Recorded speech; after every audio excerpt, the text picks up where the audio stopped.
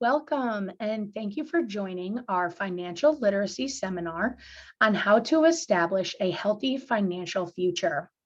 Please be sure to have your participants guide open and available for reference. My name is Carissa Peters, and I have been with Newtown Savings Bank for 15 years this year. I'm currently the market manager out of our two offices located in Shelton. My role within the bank is to build relationships with local businesses and individuals in my community. I love helping people with their banking needs in order for them to meet their financial goals.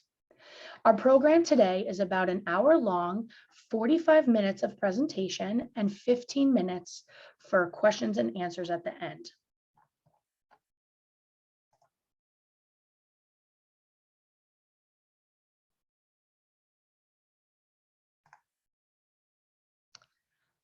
Some of the things that we're going to be recognizing today are our strengths and interests to guide you in choosing a career path, how to establish healthy spending habits, how to save wisely for the future, how to establish and responsibly use your credit, and obviously, how to protect your financial future.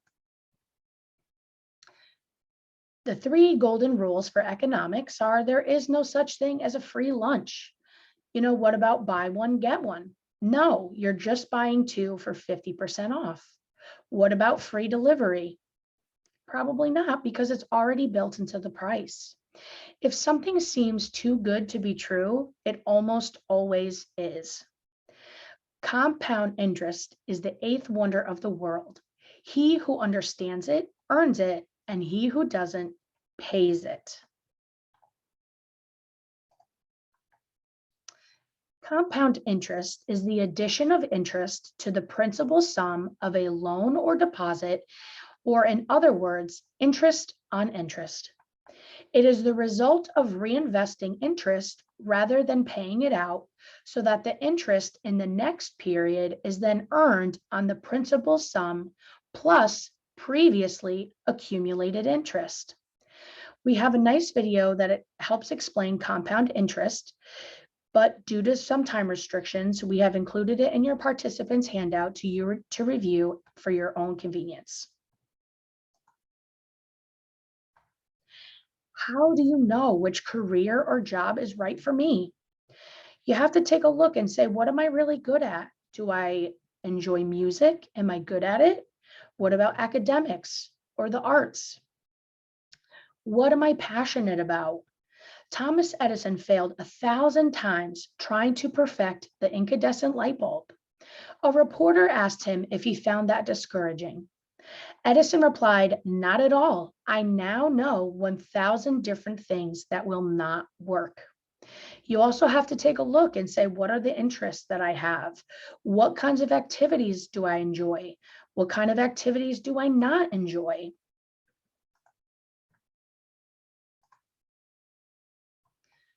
Thinking, what would be your dream job? What kind of education and training would you need for your dream job? For jobs in college, consider internships or job shadowing.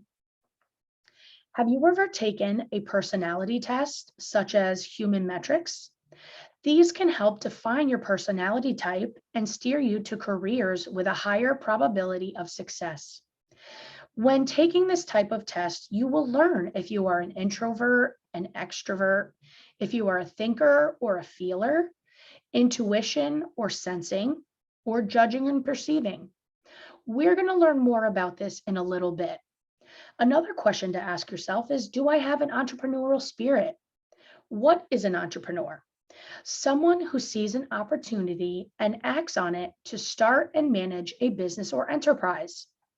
They take on the risk of losing some or all of their invested resources, but also has the chance to realize really large gains.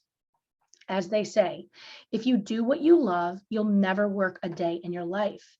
So it's important to consider the above questions when trying to choose a path in life. Next slide is where we're going to talk further about an interesting personality test. This test or analysis helps to identify traits, determine strengths, and recommend possible career options based on those results. We are going to review a sample of some of the questions and results asked during these tests. I strongly encourage you to visit the website located in your participant's handout. Even if you are currently in a career, it's an interesting exercise to learn a little bit more about yourself. Here are just a few sample questions. You are almost never late for your appointments. Only you can answer these questions honestly. Do you like to be engaged and active in a fast-paced job? Do you enjoy having a wide circle of acquaintances? Do you feel involved when watching TV soaps? You are usually the first to react to a sudden event, the telephone ringing, or an unexpected question.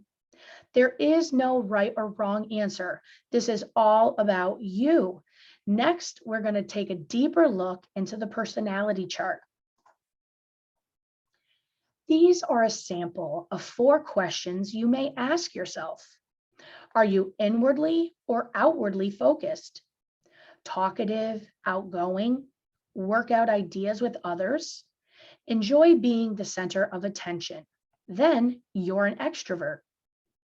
If you are more reserved and private, prefer slower pace for contemplation, tend to think things through in your head first, you prefer to observe rather than be the center of attention, then you are an introversion.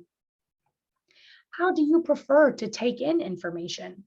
Do you focus on reality, pay more attention to concrete facts, prefer practical applications, prefer to be literal?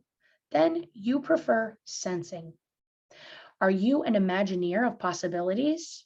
Do you see the bigger picture and how everything connects, like to describe in a figurative way? Then you prefer your intuition. How do you prefer to make decisions? Do you use your logical reasoning? Do you value justice and fairness? Enjoy finding flaws in an argument? Are a level-headed or reasonable person? Then you prefer thinking.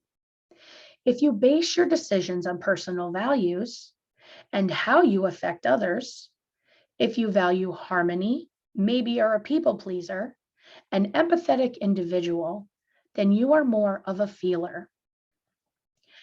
How do you prefer to live your outer life? Do you like to have things settled right away? Value rules and deadlines? Prefer step-by-step instructions? Fond of making plans to know what you're doing? Then you are more of a judging. If you enjoy leaving your options open, see deadlines as flexible, enjoy improvising, and you enjoy spontaneous surprises, you are more of a perceiving. These are all things that you can figure out about yourself.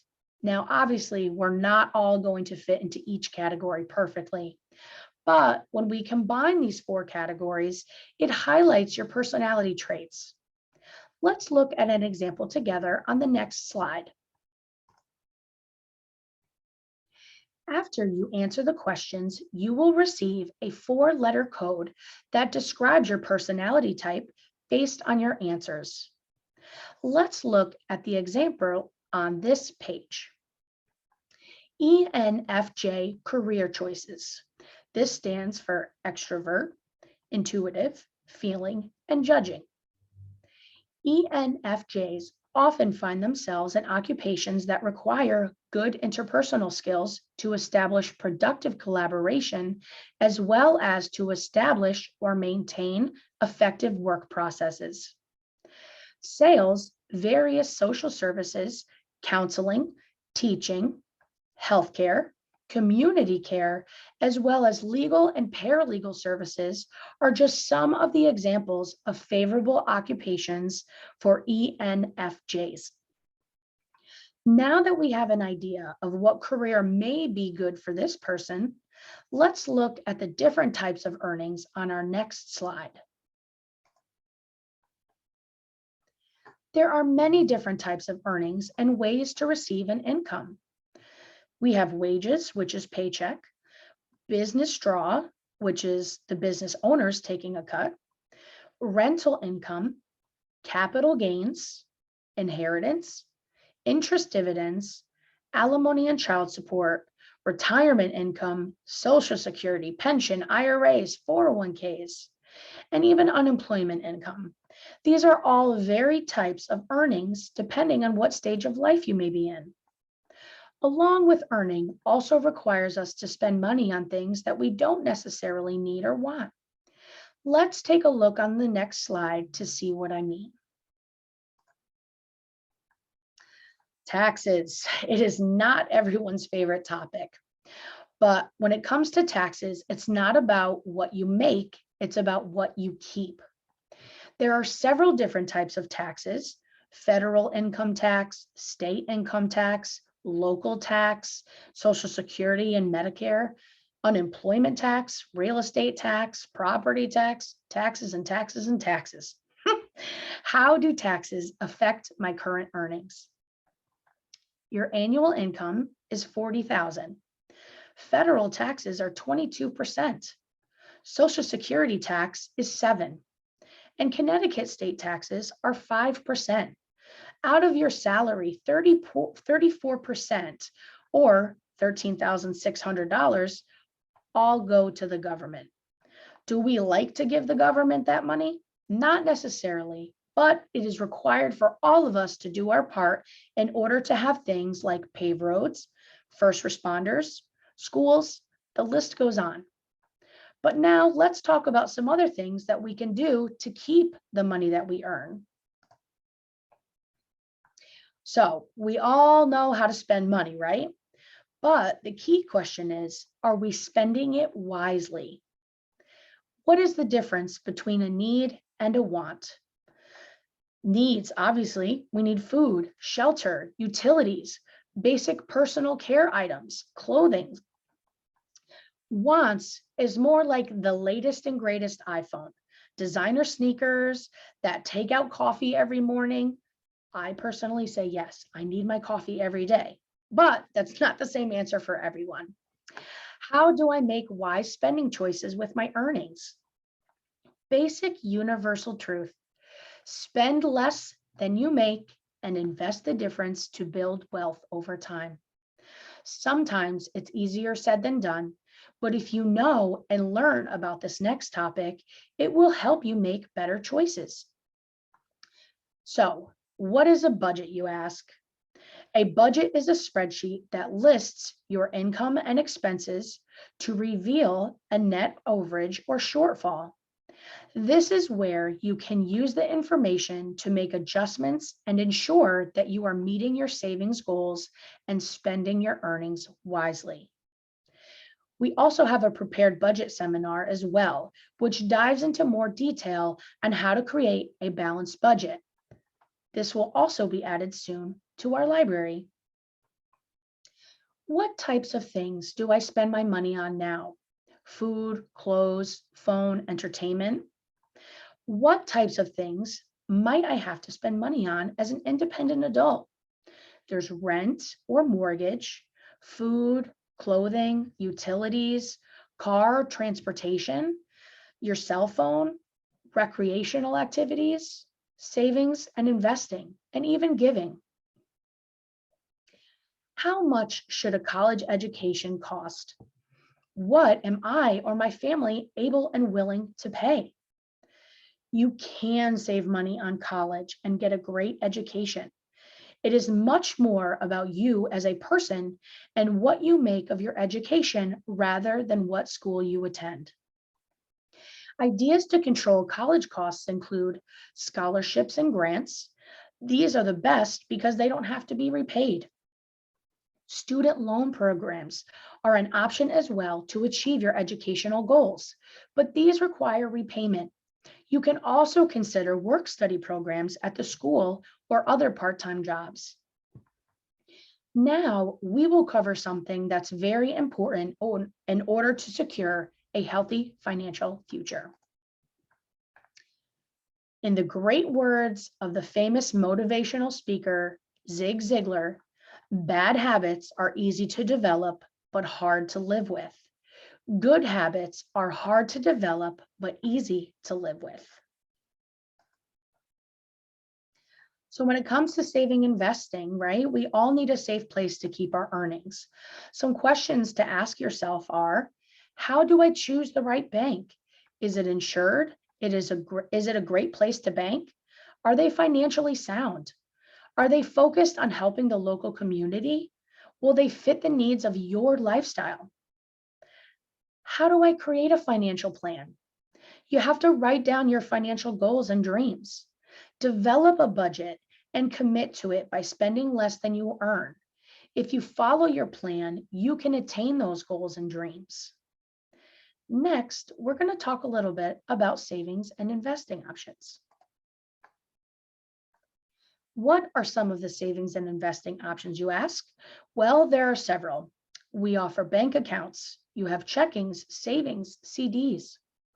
There are stocks. These are stakes of ownership in a company that have been purchased. Values can fluctuate based on market changes, resulting in an increase or decrease of income. There's also bonds. These are loans that investors purchase and in return are paid back interest. Mutual funds, real estate, precious metals, venture capital. This is like Shark Tank. Collectibles, arts, vehicles, coins, trading cards, rare books, etc. What is diversification and why is it so important? Asset diversification is an investment strategy that is designed to help investors minimize their exposure to market volatility while attempting to maximize their opportunities for high returns over the long term. Next slide, we're going to look at a historic asset diversity chart. This grid is a historical look at the best and worst investments of each year, starting with the year 2005 and running through 2018. At the top, the arrow on the right-hand side shows the best performing assets on the top for each year and are on the sliding scale to the worst performers of the year. Let's take a look at 2005. The best performing asset class was commodities, which are raw materials or primary agricultural products that can be bought and sold, such as copper, corn, or coffee. The next highest yielding asset is gold, followed by real estate property. After that, the stock market, investment grade bonds, and then cash. The worst performing asset class is high yield bonds. These are bonds that are rated below an investment grade. These bonds have a higher risk of default, but offer higher yields than better investment grade bonds in order to make them attractive to investors. So now let's take a look at 2012. Real estate property has moved into first place, with high yield bonds, a 2005 loser, has moved up to the second place, and commodities are on the bottom. Now let's fast forward to 2018, and cash is king, followed by the investment grade bonds with gold. Real estate has dropped to the fifth place and gaining, and again, commodities are the worst performing. As you can see, there is no consistent winner or loser. A portfolio which invests using a diversification model is designed to minimize the risk of loss and maximize the return. Now that we've learned a bit about ways to use our money, let's talk about another important topic when it comes to your finances: borrowing. Why would I need to borrow money, you ask? There are so many things that people borrow money for: homes, cars, school, but we have to make sure that we are borrowing money smartly. Good versus not so good borrowing. So good borrowing is logical borrowing, which is mostly for major purchases, especially those that will increase in value over time. Example, getting a mortgage to purchase a home. Increase your ability to generate earnings, student loans to help fund a college education. Not so good is borrowing to pay ongoing monthly bills. Running up a credit card balance because I must have the latest and greatest whether it be an iPhone, gaming system, footwear, pick your vice. But now let's see how borrowing money affects your financial health with something called credit. What is credit? The use of someone else's money for a fee, which can be in the form of interest, not the kind that you earn. Annual fees or application fees as well. For example, American Express has a credit card that you pay an annual $100 fee just to be an Amex holder. This is also on top of the interest that you pay for any balances remaining on the card. How do I become creditworthy, you ask? By showing lenders that you are willing and able to repay borrowed money as promised per the agreed upon terms. Next, we'll review the 5 C's of credit. Capacity. This is the ability to repay. Character, the willingness to repay. Consistency, stability in earnings and savings. Capital, the value of the things that you own. And collateral, what you offer as security for the loan. Example, an auto loan.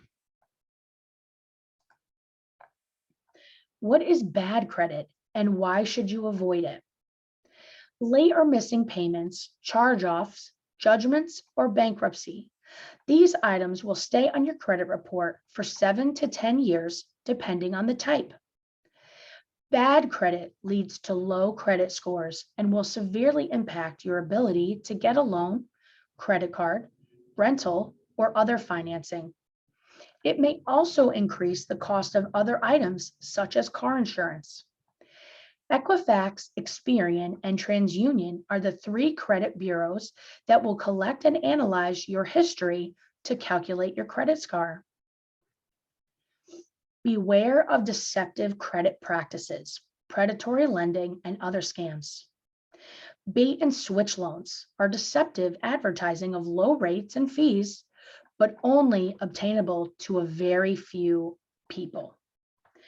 Payday loans have ridiculously high interest rates. Shady credit card terms. For example, if you have one late payment on top of a fee, your interest rate may skyrocket. Your best defense is to know your rights and be informed of the scams before you become a target.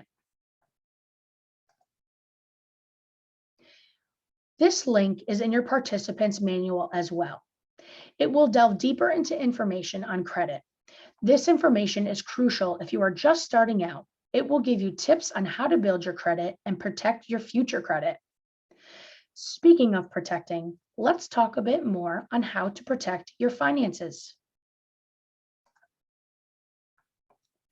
Technology versus privacy. We should all have a financial shield. Do not share your personal information, such as social security number, bank account numbers, debit cards, PINs, with anyone that does not need to know. Why? Identity theft, financial scams, ransomware, and much more. What other protections should I be aware of? Bank deposits offer FDIC and coverage. Not all banks offer this, so that's why it's important to do your research. FDIC stands for Federal Deposit Insurance Corp. Or there's also NCUA, which is the National Credit Union Administration. These are types of insurance held by your financial institution. It protects the cash on deposit at your bank or credit union. Securities, SIPC. This stands for Securities Investor Protection Corp. This product only protects your cash within your brokerage or securities account, not your actual investments. Credit locks, such as LifeLock. These types of programs protect your personal information from being leaked and lock your credit from being used to obtain further debit from potential thieves. Insurance. What kinds? So there are so many different types of insurance: vehicle insurance, homeowners insurance, renters insurance, travel insurance, life insurance. Some of these are mandatory and others are voluntary. but highly recommended and a good part of a sound financial plan. It is important to learn how insurance products work and which ones make sense for you at your various life stages. These are all steps to protect you and your future. There is a vast wealth of information available online. It can greatly enhance your knowledge and understanding of the various concepts and ideas that we've discussed here today. You can educate yourself on the scams and deceptive practices that exist in order to protect yourself. You are your very best financial resource. You are in the driver's seat. Take charge of your finances early in life. Be consistent to your plan and committed to your goals. Then you can enjoy the success of your planning and dedication. Thank you so much for joining me today. I really hope that you enjoyed my presentation, and please be sure to visit us again for other presentations that we have online. Thank you very much and have a wonderful day.